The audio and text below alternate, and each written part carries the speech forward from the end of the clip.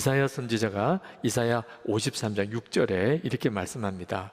우리는 다 양 같아서 그릇 행하여 각기 제 길로 갔거늘 여호와께서는 우리 모두의 죄악을 그에게 담당시키셨도다. 양이 악하다는 상징도 있습니다. 실제로 양을 길러본 사람들은 양이 굉장히 고집도 세고 어떤 길을 가면 꼭 걸은 그 길만 가서 도랑이 아예 파일 정도고, 풀을 뜯어 먹으라 그러면 꼭 있는 그 자리 풀만 뜯어 먹어서 뿌리까지 다 갉아 먹어서 완전히 그 주변이 황폐하게 만들어 버리는 게 양이랍니다. 눈도 안 좋고 냄새도 잘 못 맡아서 늘 골짜기에 잘 빠져버리고, 소나 닭이나 개 같은 동물은 주인이 꼭 없어도 그냥 자연 상태에서 살아남는데, 양은 그게 도무지 안 되는 존재라는 거죠. 자, 그러면 왜 예수님께서 우리를 양에다가 비유하셨을까 하는 겁니다. 오직 한 가지 이유 때문입니다. 양은 참 약하고 미련하고 혼자서 살 수 없는 존재지만 죽어라고 목자만 붙잡고 따라다니는 존재, 그래야만 사는 존재, 그게 양인 것입니다. 그러므로 우리가 예수님이 목자시고 우리가 양이라고 믿는다는 말은 우리는 죽어라고 예수님만 쫓아다니는 존재라, 그런 뜻입니다. 자, 여러분들은 예수님을 믿어도 그저 교회 다니니까 예수 믿는 게 아니고 하여튼 매사에 예수님만 죽어라고 쫓아다니는 예수님의 양이십니까? 그 점이 오늘 말씀이 우리에게 주는 굉장히 중요한 메시지입니다. 예수님은 7절에 나는 양의 문이라 그렇게 말씀을 하셨는데, 이 말의 의미는 양은 양의 문을 통하여 들어가고 나온다는 거죠. 그 말은 예수님의 양이 되었다면 이제부터는 자기 마음대로 살 수 없는 존재가 됐다는 뜻입니다. 무슨 말을 하거나 또는 무슨 결정을 하거나 항상 예수님께서 하라시는 대로 순종하는 삶을 사는 것이 양인 것입니다. 여러분 안에 이렇게 사는 것, 모든 것을 예수님의 허락 안에, 예수님이 지시하심을 따라, 예수님의 인도하심을 따라 사는 삶이 좋게 여기지십니까? 그러면 양입니다. 그런데 어떻게 예수님이 하라는 대로만 사나? 어떻게 죽으라고 예수님만 쫓아가며 사나? 말을 해도 행동을 해도 결정을 해도 어떻게 그렇게 살라는 건가? 그런 마음이 드는 사람은 양 아닙니다. 이거 굉장히 심각한 문제입니다. 만약에 여러분이 예수님의 양이 아니라면 굉장히 심각한 상태에 있는 겁니다. 왜냐하면 양을 뺏어서 잡아먹으려고 하는 도적과 강도가 있기 때문입니다. 8절 말씀에 도둑과 강도가 10절에 보면 훔치고 죽이고 파괴하려고 온다고 했습니다. 마귀에. 여러분, 마귀가 진짜 존재합니다. 숨어서 여러분들의 영혼과 여러분의 삶을 빼앗고 그리고 죽이고 파멸시키려고 숨어서 여러분을 노려보고 있습니다. 여러분에게 겁을 주려고 그렇게 만들어낸 말 아닙니다. 여러분들은 다 잘 살고 싶은 마음이 있잖아요, 솔직히. 그죠? 가정도 행복하고 싶고, 자녀들도 잘 기르고 싶고, 여러분 하는 일도 다 잘 되었으면 좋겠고, 신앙생활도 은혜 충만하게 하고 싶잖아요. 그런 마음의 소원이 없는 사람이 여기 누가 있나요? 근데 현실은 어떤가요? 현실은 왜 이처럼 좌절과 실패와 낙심이 많은가요? 하나님은 우리의 아버지가 되시고 우리는 다 잘 살고 싶고 그런데 왜 우리의 삶은 실패와 좌절의 연속이죠? 마귀가 존재하고 마귀가 역사한다는 것을 여러분이 알지 못하면 설명이 안 되는 겁니다. 우리 인생은. 에덴 동산에서 아담과 하와에게 마귀가 와서 그들을 유혹했습니다. 다윗도 그가 왕이 되었을 때 마귀가 그를 유혹하고 넘어뜨렸습니다. 베드로에게도 마귀가 그렇게 역사했고 가룟 유다에게도 아나니아와 삽비라에게도 마귀는 그를 사로잡아 무너뜨렸습니다. 우리들에게도 마찬가지입니다. 우리 모두에게도 마귀가 그렇게 우리를 죽이고 파멸시키려고 역사합니다. 예수님께서 왜 우리가 양이라고 이야기를 하죠? 목자만 죽어라고 따라다녀야 되는 양이라고 하셨는데, 그러면 왜 예수님이 내가 양의 문이다, 내가 양이 들어가고 나오는 문이다 이렇게 말씀하셨는지를 정확히 여러분이 알아야 합니다. 이 점을 분명하게 의식하지 못하고 사니까 우리의 삶 속에 말이 안 되는 실패와 좌절 계속 이어지고 있는 겁니다.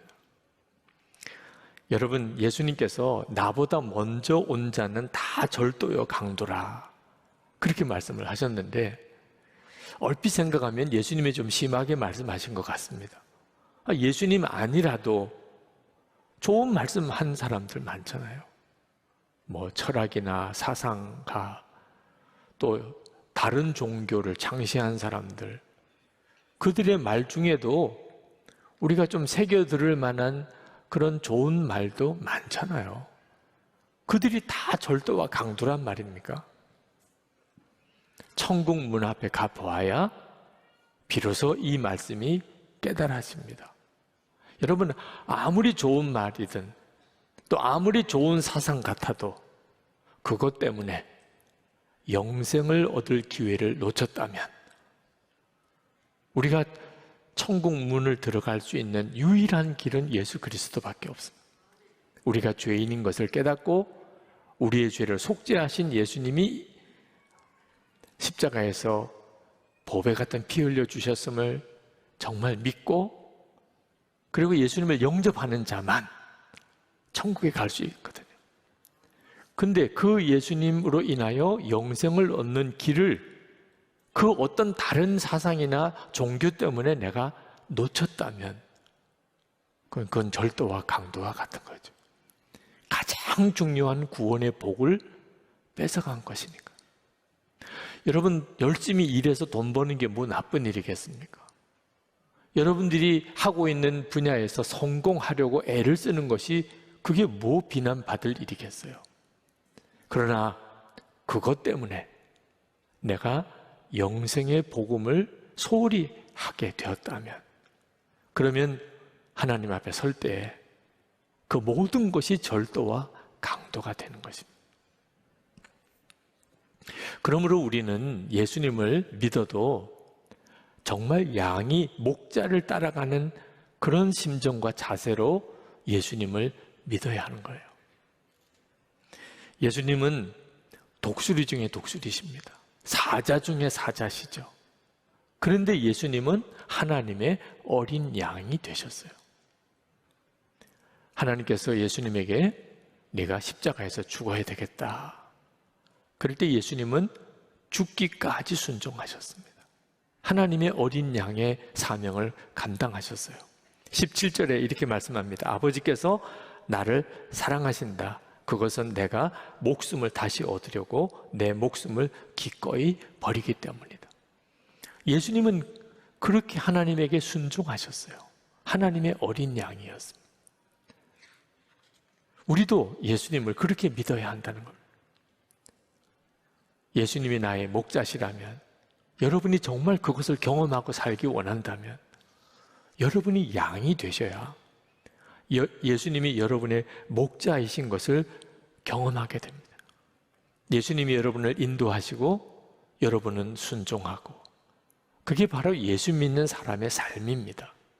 그러면 9절에 나는 그 문이다. 누구든지 나를 통하여 들어오면 구원을 얻고 드나들면서 꼴을 얻을 것이다. 10절에 나는 양들이 생명을 얻고 또 더 넘치게 얻게 하려고 왔다. 정말 예수님이 목자시고 우리가 양으로서 살면 구원도 얻고 풍성한 꼴도 얻는 삶을 산다는 거예요. 여러분, 우리가 예수 믿는 우리에게는 인생을 성공하게 하는 유일한 문이 있습니다. 예수 그리스도세요. 우리의 가정이 정말 행복하게 될 수 있는 유일한 문이 있어요. 예수 그리스도세요. 여러분이 어떤 일을 하든지 여러분이 그 일 속에서 여러분이 성공할 수 있는 유일한 문이 있는데 예수 그리스도세요. 목회할 때도 교회도 문은 딱 하나밖에 없습니다. 예수님이세요. 그 예수님으로 인하여 들어가고 나오는 겁니다. 물론 여러분들이 이처럼 예수님만 믿고 주님께만 순종하고 사는 일이 두려움이 될 때가 있습니다. 정말 그렇게 하면 살 수 있을까? 죽을 것 같은데 오히려 예수님만 믿고 주님께만 순종하고 사는 일이 때때로 두려움으로 확 다가올 때가 있어요. 그때 여러분이 진짜 양인지가 결정이 나는 겁니다. 예수님이 푸른 초장으로 인도하시든 사망의 음침한 골짜기로 이끌어 가시든 예수님이 내 목자이신 것이 분명해야 합니다. 그러면 반드시 주님이 여러분을 살리세요. 104세에 돌아가신 방지일 목사님, 그 목사님 아버님이 대단하셨어요. 방시 문중의 장손입니다. 근데 그분이 예수를 믿었습니다. 그 문중의 어른들이 이건 말도 안 된다. 그래서 그 방지일 목사님 부친을 붙들어 묶어놓고 그리고 몽둥이질을 했습니다. 예수 안 믿겠다는 고백을 받아내려고 기절을 했습니다. 맞다가 물을 끼얹어서 깨우고 또 몽둥이질을 했어요. 사람이 이제 죽어가는 지경이 됐어요. 그래도 끝까지 예수를 안 믿겠다고 말을 안 하는 겁니다. 근데 그 모습을 지켜보던 할아버지, 그도 문중의 장손이죠. 그 매를 맞는 아들 앞에 나가서 문중 사람들에게 말했어요. 내가 예수 믿겠다. 내가. 이러다가 아들 죽이겠다는. 그리고는 문중의 모든 권한, 모든 재산 다 포기하고 그리고는 아들 가족과 함께 산으로 올라갔습니다. 거기서 개간에서 감자 심고 옥수수 심고 그렇게 살았습니다. 6.25 전쟁이 나고 그리고는 피난을 내려왔어요. 방지일 목사님의 간증을 그냥 최대한 압축한 겁니다. 그 가문에서 목사와 박사가 무려 85명이 나왔어요. 6.25 끝나고. 주님은 선한 목자시고 우리는 양으로 사는 일이 처음에는 두려움을 주기도 합니다. 왜냐하면 세상 사람들이 그렇게 살지 않거든요. 교회를 다니는 사람들 중에도 그렇게 사는 사람이 별로 없는 것 같거든요. 그래서 제가 오늘 설교를 준비하는 일이 쉽지 않았던 거예요. 교인들은 다 양일까? 양이라고 생각을 하는 것뿐이지 실제로는 전혀 양으로서 살지 않는 겁니다. 양 되고 싶지 않은 사람도 있고요. 여러분, 이제는 정말 분명해야 합니다. 여러분 중에는 목사님, 예수님의 인도를 받고 싶은데 주님이 목자시되면 나를 인도하셔야 될 거 아닙니까? 근데 모르겠습니다. 주님이 나에게 뭐라고 말씀하시는지, 내가 지금 어디로 가야 될지. 그런데 어떻게 제가 주님을 따라 살 수 있겠습니까? 여러분, 이유는 하나예요. 그동안에 양이라고 생각하고 살지 않았었기 때문에 예수님의 인도를 받는 삶이 너무 서툴고 어색한 겁니다. 이제부터라도 하셔야 돼요. 정말 이제부터라도 하셔야 됩니다. 지금 여러분의 나이가 다 다르시지만 지금부터 하셔야 돼요. 주님을 바라보고 항상 주님께 귀 기울이고 그렇게 살아보시기 바랍니다. 그러면 반드시 여러분이 선한 목자이신 주님이 함께 계시고 여러분을 인도하신다는 걸 알게 됩니다. 저는 예수님께서 정말 제 목자시고 제가 예수님의 양이라는 것이 실감되지 않았어요. 목사가 되고도. 그런데 매일 주님을 의식하고 그걸 매일 일기로 써보고 항상 무슨 일이나 주님이 뭐라고 말씀하시나, 이때는 어떻게 해야 되나, 그렇게 주님께 귀 기울이는 삶을 살아오면서 제 마음속에 오직 예수님 한 분이면 충분한 믿음, 예수님을 더 갈망하는 마음의 소원이 뜨겁게 일어나고 있어요. 그래서 이제는 제가 확신하게 돼요. 내가 양이구나. 예수님의 양이구나. 예수님 아니면 살 수 없을 것 같아요. 매 순간 주님께 귀 기울이고 사는 거예요. 여러분, 여러분의 육신의 욕구는 아마 강하게 느끼실 거예요. 지금도 아마 이렇게 예배드리는 자리에 앉아 있지만 여러분의 육신이 여러분에게 뭔가 다른 것을 요구하고 있는 것을 여러분들이 느끼실 거예요. 그건 너무 자연스러운 거죠. 그죠? 뭐 자고 싶다, 나가고 싶다, 뭐 소리 지르고 싶다, 뭘 먹고 싶다. 우리 육신은 정말 대책이 안 서는 존재죠. 근데 이 육신의 욕구는 이렇게 느껴지는데 주님이 말씀하시는 것은 잘 모르겠어. 근데 여러분, 정말 매일 주님을 바라보고 그렇게 기록해보고 살아보세요. 서서히 주님이 여러분에게 말씀하시는 것은 너무너무 분명해지고 육신의 욕구는 어떤 때는 오히려 더 전혀 들리지도 않게 되게 됩니다. 제가 신학교에 들어갔을 때 저희 친구는 육군사관학교를 입학을 했어요. 여러분, 군인이 된다는 것은 사람에 따라서 다 취향이 다르니까 그렇죠? 그런데 사실 매이는 삶이잖아요.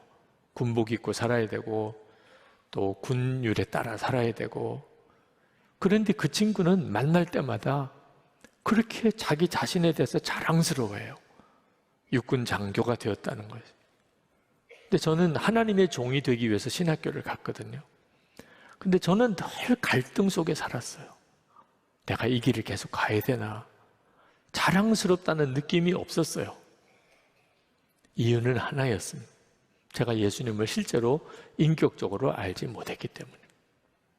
근데 어느 날 하나님께서 저에게 저의 모든 것을 주님께 드릴 결단을 요구하시는 날이 왔습니다. 제 꿈, 제 계획, 나의 모든 것을 다 하나님께 드려야만 되는 거예요. 이제는 진짜 주님의 종이 되어야 하는 부름이 제게 왔어요. 고민을 많이 했습니다. 지금 생각해 보면 왜 그때 즉시 담대하게 주님, 제 모든 것을 주님께 드립니다. 그렇게 못했을까? 그게 너무 부끄러울 정도예요. 그게 고민거리가 될 문제인가? 바보도 그런 바보가 있나? 부끄러웠지만 그런 오랜 고민을 거쳐서 눈물을 쏟으면서 하나님, 제 모든 것을 다 주님께 드립니다.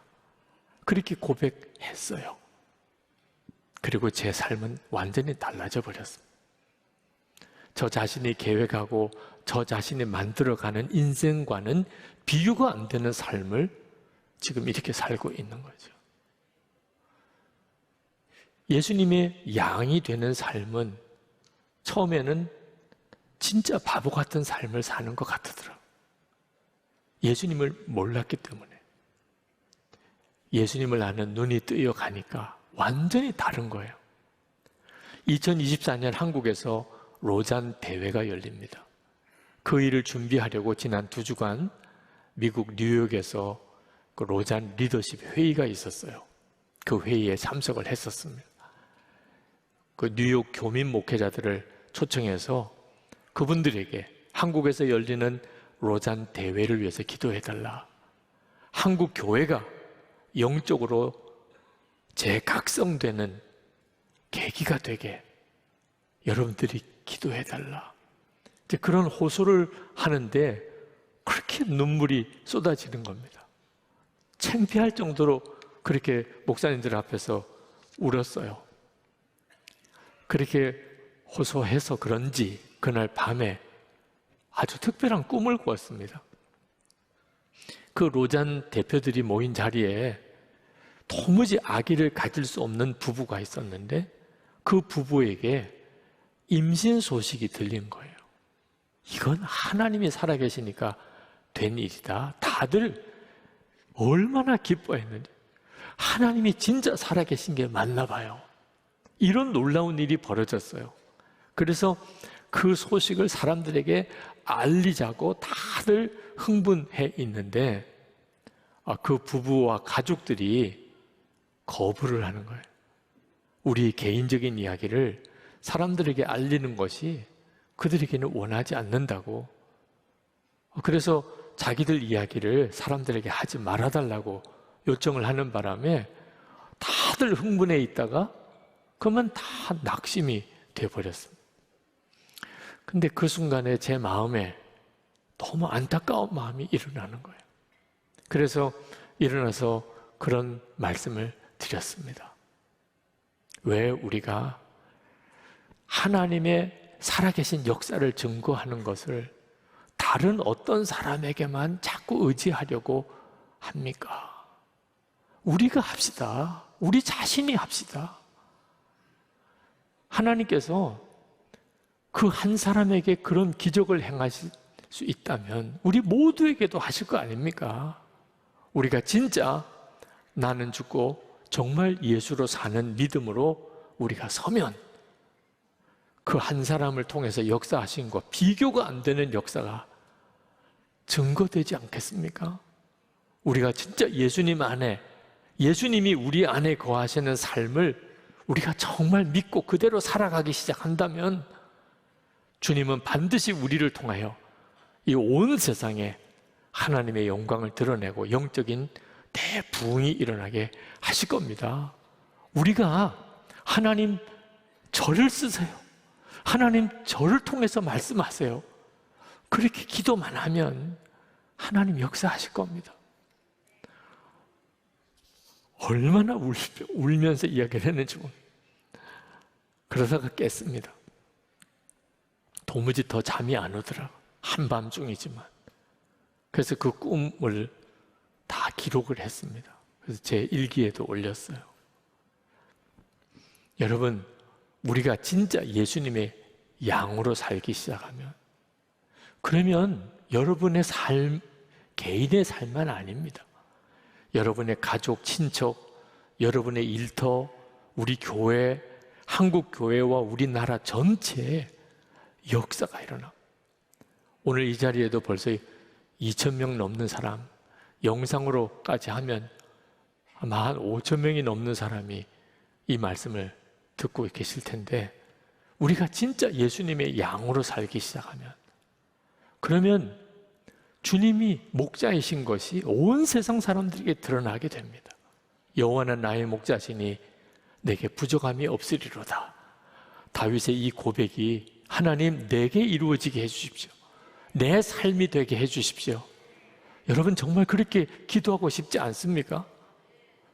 여러분이 정말 주님이 푸른 초장으로 인도하시든 사망의 음침한 골짜기로 이끌어 가시든 나는 예수님만 죽자고 따라갑니다. 예수님이 내 목자시니까 모든 근심과 염려는 다 주님께 다 맡겨버리고 저는 주님만 따라가기 원합니다.